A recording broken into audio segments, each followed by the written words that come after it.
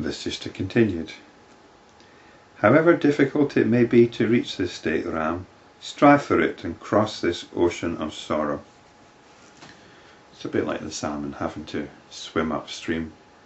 The attention wants so much to go in certain directions. It's pulled in certain directions. This pull is entrenched by habit. It's very difficult not to let the attention go where it's being pulled towards. Because we want it that way. That's how we want it. We want to indulge the attention. And the consequences be damned. We're not interested, we just want to go with it, don't we? It's a bit like having an itchy spot and you've been told not to scratch it. The burning desire is just to scratch it, no matter how bad the itch becomes as a result of the scratching, or perhaps even at the cost of there being scars. We just want to scratch that spot so much. But if we have the wherewithal, we don't scratch it. We don't let the attention go where it wants to go. We direct ourselves towards our innermost being, because that is where satisfaction ultimately lies. Might not seem that way. There might be, as described here, an ocean of sorrow. When you start looking within, even when you're in touch with your own awareness, you won't be getting necessarily an experience of bliss. What you might perceive is pain. Pain of an existential nature even. Emotional pain, existential pain, emptiness, and not in a spiritual sense, but in an emotional sense. A very negative emptiness. A hollowness at the centre of your being. This is what you might find when you start practicing self-inquiry. This ocean of sorrow can be not just a dark night of the soul, but dark days of the soul.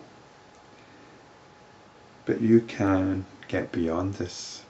You can get beyond this to the pure awareness, to the understanding, or the realization that that awareness has got everything in it already.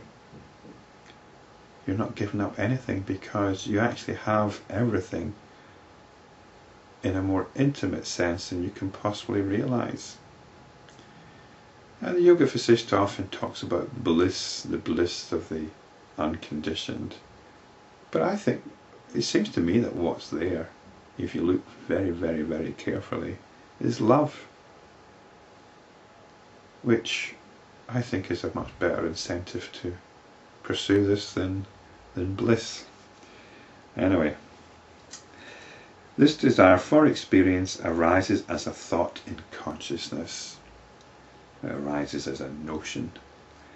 And by the repetition of this thought, it gains strength. It doesn't just gain strength, it creates other thoughts as well. Thus, having brought about the illusory creation within itself, consciousness leads itself to its own liberation. Well, that wasn't expected. I thought I was going to say, thus having brought about the illusory creation within itself, consciousness leads to its own bondage. But there's opportunity several times a day. It seems to me that what's likely is people stumble upon the nature of their own awareness several times a day. They just don't realise what's happened. They just get on with things. It's not a difficult thing to realise the nature of your own awareness. What's difficult is to appreciate what's happened. So consciousness does lead itself to its own liberation, but only once such notions arise. Notions of liberation. Whatever it conceives of, that materializes. And we must be careful about naively understanding this as some kind of materialization of matter. It's like a dream. When you're dreaming, your consciousness is conceiving of all that stuff, and it's materializing as the dream reality. When you're caught up in a dream, that's what happens. I had some quite vivid dreams last night. I was trying to get to an airport and I hadn't properly packed. It was certainly very vivid. So consciousness had materialized that. And consciousness, it's not even so much that whatever it conceives of, that materializes. It's whatever it conceives of, it concretises. It concretises our notions. We conceive of a body, we conceive of a world out there, we conceive of perception, and we materialised all that. We believe that these notions are real, are concrete. So this is what it does. Whatever it conceives of, it accepts as real. Although we're quite capable of conceiving things as not real. But that is the reality of that.